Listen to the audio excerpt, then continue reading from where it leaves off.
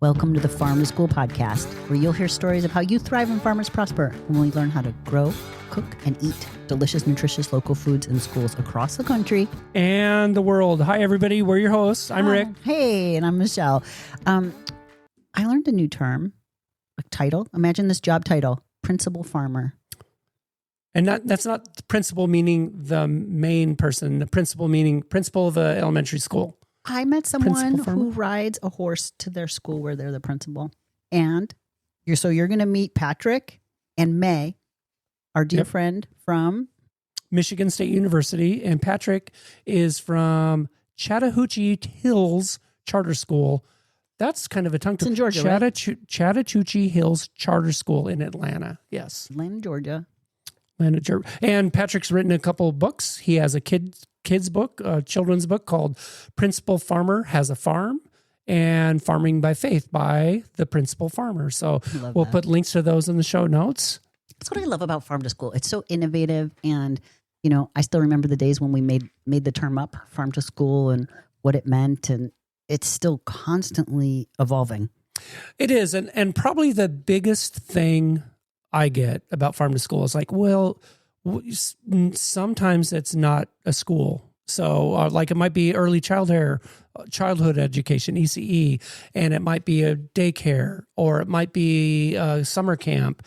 And so we call Farm to School. I have to keep coming back to that farm to child nutrition program sometimes, but Farm to School is kind of a broad layman's term for everything about teaching kids about where their food comes from. Well, and it's not, and also we get like, it's not a farm. Right. What's a farm? What's a school? That's what makes our job interesting. Really amazing. Yeah. Really, it's like Earth to everyone. And, you know, we're constantly defining and redefining what it means. But definitions aside, the real thing that matters is amazing work with students and producers and each other. Like, I always liken it to this. I'm at an airport and somebody says, "What do you do for a living?" I'm a farm to school coordinator. Farm to what? You know, like school gardens. And they go, there's gardens at school. So you have to kind of explain everything, but it's okay. The term's here to stay. And in part, because we have a podcast named Farm to School for no other reason. Well, for that reason. I'm just kidding. I'm actually joking that we have broached this conversation not infrequently, but we had a call with the Department of Education and others, and we're like, do we need a rebrand? Do we need to revisit this? And the consensus is no. No. Like, just keep going and do awesome work. Just deal with it, people. It's Farm to School. Okay? All right. We actually have an episode called What is Farm to School? It's one of the first ones we did. I think it was. Fun fact, it was like a 2-hour episode and we split it into 3 episodes. But yeah, What is Farm to School is a very short one. It's 12 minutes. Listen to it. It's one of the first ones recorded. It wasn't the first one we released, just so you know. But yeah, and then we split it up into kind of our life stories. I interviewed Michelle interviewed me, and that was, And we are trying something new that we'll add to this episode as well, is a shared community Google Doc attached to each episode that where you can put ideas. So why don't we pose the question, how do you define Farm to School, and or what would you call it? Like, what is branding and marketing and messages that are really resonating in different communities?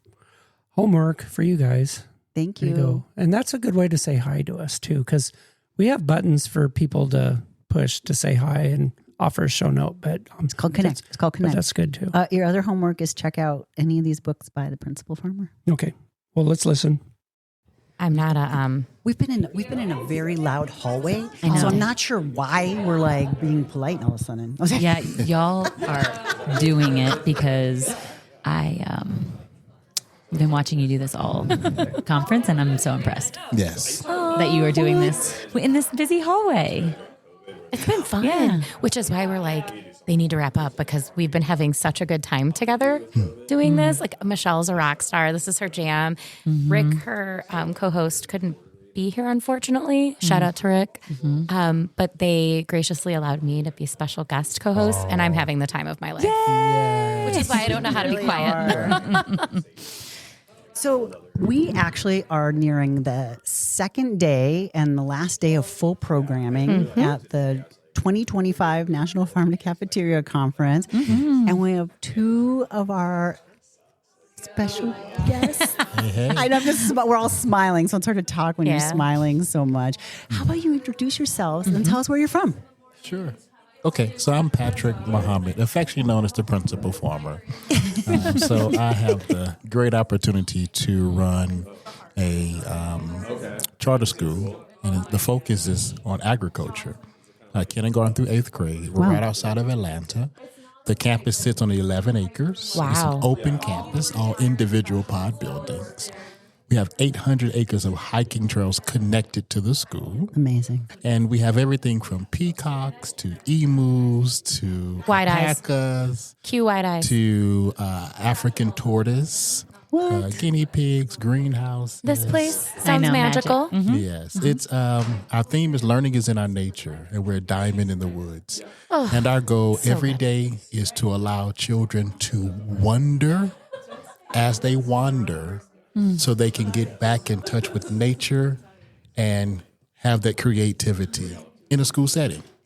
And so every day is an exciting day. We start off with music and laughter and hugs and chasing butterflies and dragonflies, all that kind of stuff. It's because education right now is such a confined space that children can't be children. But our school, we're determined to let a child be a child every day. Yeah. So that's us. Amazing. Okay. Well, let's hear who else we have today with us. I'm We dumbfounded. have a lot of questions. Yes. Hi, everyone. My name is May Tsupros, and I'm the Director of Farm to Institution Programs at the Center for Regional Food Systems at Michigan State University.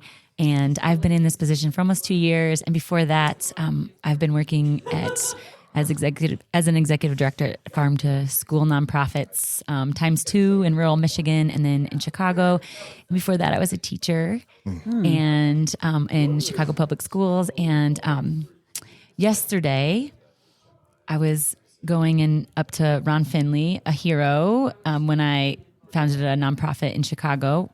Ron was one of my inspirations. And I hugged Ron, cried on his shoulder, and then looked to my left, and Patrick was there.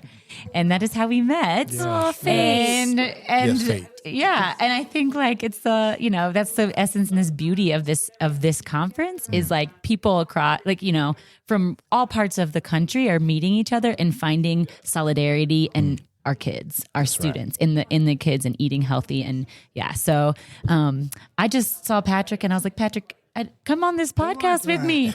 I brought somebody different than I originally thought, but I'm going to let Patrick take it away because obviously he's got a really cool story. I do believe that agriculture is the great equalizer. It's not going to rain on my farm and not rain on the farmers next to me because our demographics are different. Right. And so agriculture allows us to tap back into the true essence of nature. Nature is fair. Right. And so That's beautiful. Allowing children to be exposed to nature really allows them to tap into that inner voice and let them find their purpose. Right? There's no greater joy or love than a man, a woman, or a child that finds their purpose. And so I've seen, this is 26 years in public education, I've seen at this school that we can take the curiosity of a child and guide them, not on a straight line, but guide them around to where they can, I wonder why this butterfly does this. I wonder why this plant grew this way. And when you allow them to do that, then the next cure for cancer is coming. Right? The problem to solve pollution is coming, but it's inside of those wondering minds that we allow to be great. And so That's why I said I want to sit a little closer to this human. Everyone's moving goes. We're transfixed. I think of that a lot. And thank you for articulating and giving words to something. I'm picturing like a brick wall, and there's a ladder against it. right? And on one side of the wall is a lot of garbage and problems. And on the other side of the wall that you can't see when you're low vibe and at the bottom of the ladder, the beautiful, nurturing garden on the other side of the wall. And it's when you climb that ladder, you get sleep, you eat, you like do these things, you can get higher vibe and wonder to the point you're up there looking at this big picture all the way around and you see the garbage and the beauty and the connection between it, and then you solve cancer. That's right. One thing that when I met May, as she was talking to Ron, it was her energy that touched me before I even turned around to see her. And it's because her and Ron were exchanging positive energy amongst each other. And so when we have that radius, I'm a horse person, right?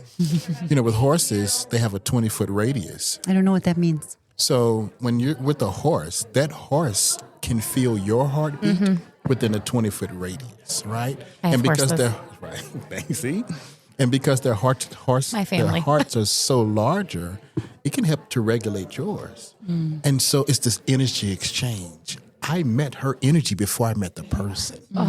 And her energy said, this is someone that you can exchange energies with, right? And so that breaks down all barriers. And if we continue to do that, then we can make progress, because I'm not worried about where you grew up, what kind of socioeconomic. Your energy matches my energy. Let's go make progress. And that's what I see at this conference. That's what I see in the like minds. That's what I have experienced in agriculture. Yeah. Drop the mic. Seriously, but they're very expensive, I assume. So probably. To that point, like you're the first principal I've met here. Yeah. Have you met other administrators? No, I haven't. So what brought you here? If this is, and are you surprised there's other administrators not here? I am at a charter. I was a traditional principal for years inside of systems, and I kept hitting the ceiling. I would have a great idea. I'm an idea person, and it would get stopped, and I would get frustrated. And this charter school was just literally placed in my lap. I have a personal farm that's in Atlanta. The school is 5 minutes from my personal farm. I ride my horse sometime to the school. Right? The visual I have right now is amazing. We need a picture of that. Okay, we got that for the show. And so they were looking for a principal with agriculture experience. And God works in mysterious ways. I was frustrated with public education. Yeah. The school's around the corner. I had never heard about it. Literally like around the corner, I never heard about it. And so when I got there and I saw the potential, which we talked about, I saw the greatness there. It just needed somebody to harvest the greatness, right? So we talk about at our school that you have to harvest trust. Parents don't trust you because they dropped their child off.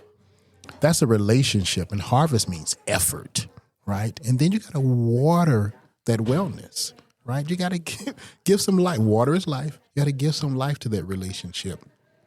And so as a principal, that's my goal. That's my task. That's my daily responsibility, to create these relationships where families trust you enough to be vulnerable, and that's when you learn. Those brick walls are set up because I'm protecting my insecurities. I'm protecting where I'm most vulnerable. But if those walls are broken, right? And this is what happens through agriculture. We have a common desire to feed the world the best food. It breaks down those barriers. And now we're vulnerable enough to say, I can do this well. I can't do this well. Can you help me? And so as a principal, I know that's how we have to be as principals. I serve my staff. My staff doesn't serve me, right? I'm there to make sure they have what they need to provide to the students, because that's our greatest product. And so it's an honor. I don't know why other principals are down here. Maybe they'll hear the podcast and they'll come next time. Well, and speaking of other educators, adult educators in the space where you are, what kind of, we hear a lot about professional development and training and leadership. I'm just curious how you infuse the energy amongst a lot of different adults? Educators are arrogant. Ooh. Have these degrees and these commas behind their names. But one question that I always use is, did you know? Right? And so you can ask someone, did you know that there's only 60 years of harvest left on the earth because we're losing the topsoil? Right? And someone who's, in their head, when that's something they don't know, now you got the curiosity. Right? And so once that vulnerability again is there, now you slowly have to, share information that they may not be aware of. And then you show the value of the information you have. And now you can bring them in. And so, when I bought my farm, I'm from East St. Louis, Illinois. No farm experience. Oh, we got to talk about that. Yes, born and raised in East St. Louis. Okay, we got to talk something. We stepped out on faith. My wife's a teacher. We took our little teacher and principal income and bought 31 acres in Atlanta with no experience. We bought 8 cows living in a subdivision. What drove you to do that? Like, that's such a big undertaking. But I mean, there had to have been, some catalyst. My father asked me, what are you going to leave my grandchildren? Like, that's a powerful question. In my mind, I was like, what are you going to leave me? Right? I'm your son. And he was like, you can't leave them a job. When you step out of their principal job, someone's going to be there probably the next day. So what are you going to leave my grandchildren? And when you look at families that have portfolios, right? A family should have a portfolio. If you look at families with portfolios, there's a farm in their portfolio for some reason, right? And that reason is you have to have the foundation of your family. When everybody goes out and get these degrees and living their good life, they always go back to grandma and grandpa's little bitty farm where the family started. And that centers you, that grounds you, that lets you understand the simplicity of life. Right? Sitting on that rocking chair, looking out at the field and watching the cows or the horses come in and smelling the food that grandma was preparing on that, the wood stove, those smells, because I'm sure you almost can smell it now or taste it or hear it, right? We have to have that. And so what my dad was telling me is make sure that my grandchildren have a foundation they can come back to. And if you get a farm, son, they're going to be there and I'm going to be there too. Right. And so that was enough. And we bought 8 cows living in a subdivision. I was like, what are we going to do with it? We probably need a farm. And the rest is history. Yeah. So. Yep. Thank you, May. Mic drop. I was like, okay, May, now we need to ask you a question. Oh, yes. Yes. Truly. I think, being an educator and then moving into a nonprofit space and then now back into like state level work at a university. And when I met Patrick, and he was saying educators are egotistical. I resonate with that, right? Because we are in front of these kids all day. We are the center of these lives. We're, in charge of their education. But our job is to really just uplift the skills and knowledge they already have within inside them, right? And so I am here just to uplift Patrick's voice. That's what I feel like my purpose is in this moment, is to come here. I was coming here, whatever, to tell my story, but our paths crossed and we met yesterday, we met today, and like I came here and that's what I do. That's who I am. That's what I was gonna say. Yeah. What's your why and seeds of like what gets, because you've gone through so many different points in the farm to school ecosystem. Yes, and a lot. I'm curious what keeps you engaged and evolving. So I call myself a fire starter. I've started a nonprofit. I've scaled a nonprofit, rethinking the work at Center for Regional Food System right now. And usually I stay about 5 years and start the fire, rethink the work. And so a connector, right? And I feel like I'm bringing you here to start this fire, to have this conversation. You're a sustainer. You are in it for the long term. You build a program and then you you carry it forward. And so I'm a fire starter. That's my why. I'm farm to school spaces. You see it, the big picture. You bring the people together. You let them tell their stories. You uplift them. Mm-hmm. And I think that's how we're going to move forward in this movement together. And you're both in educational spaces, in the grade schools, and then also I'm really curious from the university perspective. Like, what fires are you starting within the higher educational system? Okay. Here we go. So I will say that there's a lot of red tape. Coming from a space where nonprofit, gritty, small, can move quickly in action. You come into the university space and it moves a lot slower. Molasses. And so the work that I am been focusing on is moving us to action. How can we in this university setting, ruffle some feathers and move the work to action and work with the people and not just make the decisions, right? Again, uplift the voices, go out there, build a space for us to find the grassroots people, the farmers, the food service staff who are doing the work and uplift those voices. And I think that we need to be doing that as a university. We have privilege, we have resources. So let's disseminate those things and get them to the people to do the work. Do you have, Michelle, I know, super fan of Patrick's already, and I know May you are as well, but is there an organization or a group or a program that you're working with in the Michigan area that you're really passionate about right now that you could share a little bit about? Tough question. Yeah, there's so many. Sorry.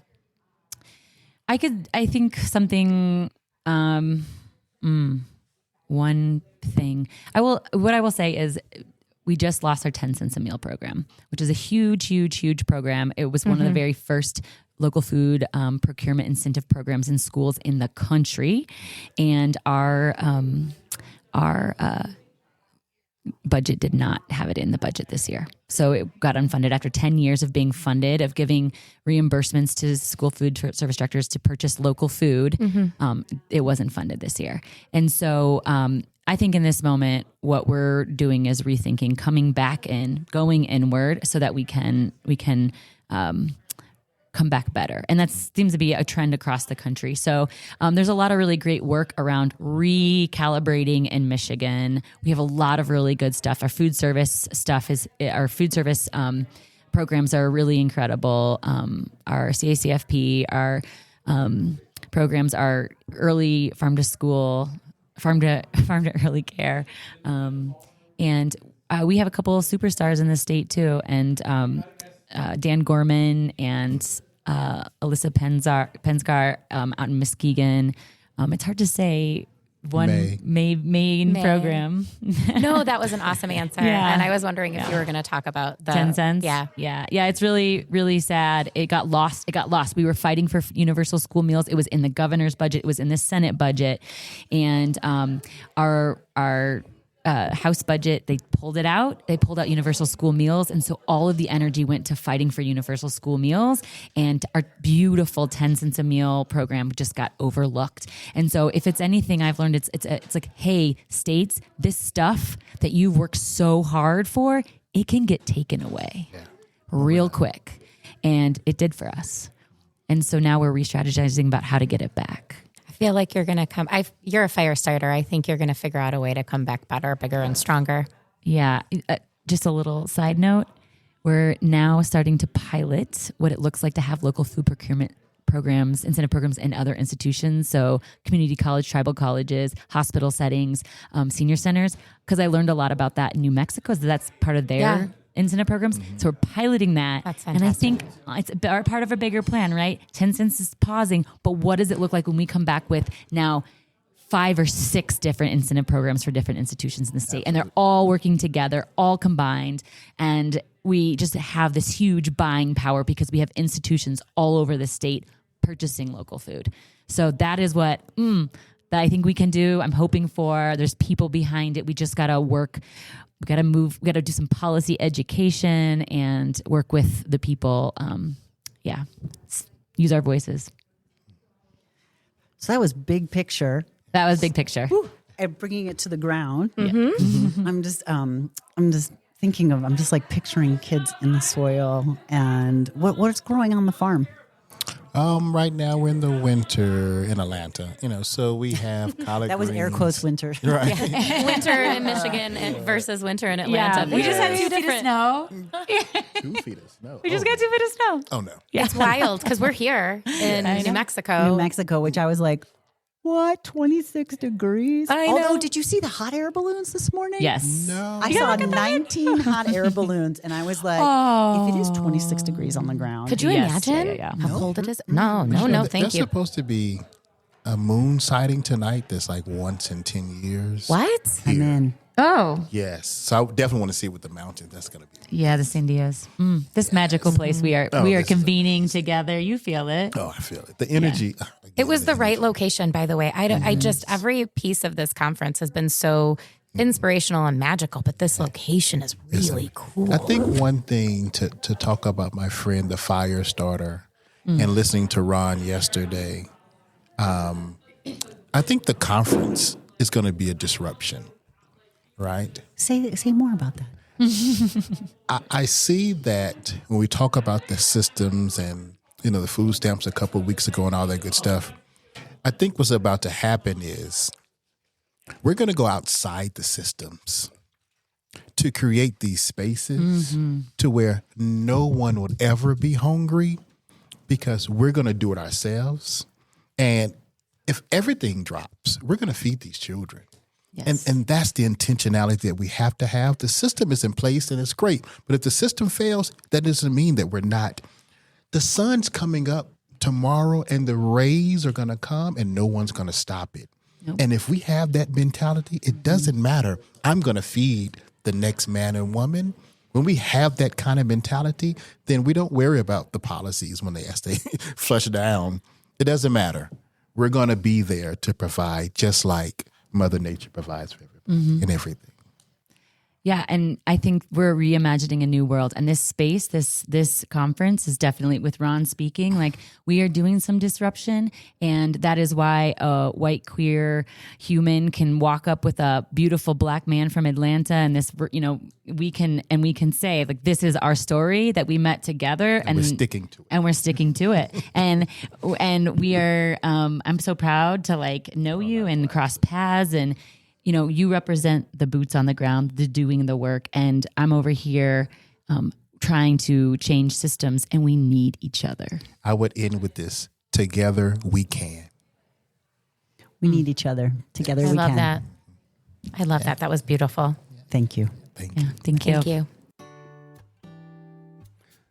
Well, there we go. Thank you, Principal Farmer, and thank you, May Tsupros. Thanks, May. And thank you, Christy Sheridan from the Henry Ford, who was our co-host in this thing in Albuquerque, New Mexico. And thank you all so much for making time to listen today. Farm to School was written, directed, and produced by Rick and Michelle, with production support from Leanne Lochner and Lauren Toby of Oregon State University. This podcast was made possible in part by a grant from the United States Department of Agriculture. The content and ideas of the Farm to School podcast do not necessarily reflect the opinions of Oregon State University or the United States Department of Agriculture. The USDA and Oregon State University are equal opportunity providers and employers. Learn more about Farm to School. Check out our episode, show notes, our contact information. And yeah, we'd really like to try this shared community Google Doc related to how you talk about Farm to School, like what works, what doesn't in your communities, and with different audiences. Let's learn from each other and cross-pollinate ideas. Okay, everybody. Thank you. See you next time. Ciao.